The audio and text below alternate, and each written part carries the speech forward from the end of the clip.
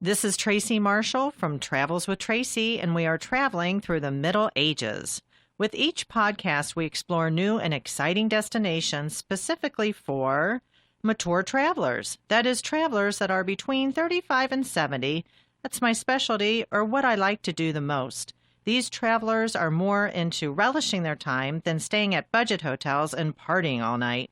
I enjoy people who want to experience where they are, be it an adventure trip, let's say whitewater rafting in Costa Rica, or those who enjoy the cobblestone streets of a quaint French town, sitting in a cafe and enjoying fine wine and cheese, or hiking to Machu Picchu.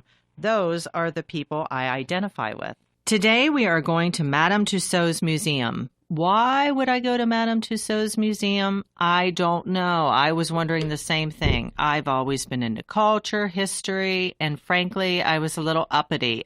Madame Tussauds, come on, it's just a bunch of wax figures. Why would I go there when I can go see the National Portrait of Art Gallery at Trafalgar Square? Well, I'll tell you why. When we went to Madame Tussauds, I had one of the best times ever. Call it kitschiness, I don't know what it was, but it was so much fun. I would definitely recommend getting a ticket before you go. The lines were atrocious. They were terrible. And even with a ticket, you're still going to have to stay in line. And once inside, it really is very, very crowded. However, do not let this stop you from going. These wax figures are so realistic, you will just be in awe seeing them. Queen Elizabeth, Princess Diana, you'll see soccer stars, you'll see One Direction, Taylor Swift. I mean, they all really, really look authentic. And then there's also a haunted Madame Tussauds experience that I would do too. It's just one of those kitschy, fun things that you don't think you'll like. And when you walk out, you're going to say to yourself, I am so glad I did this. It really puts a little levity in London. London's all historical and kind of serious.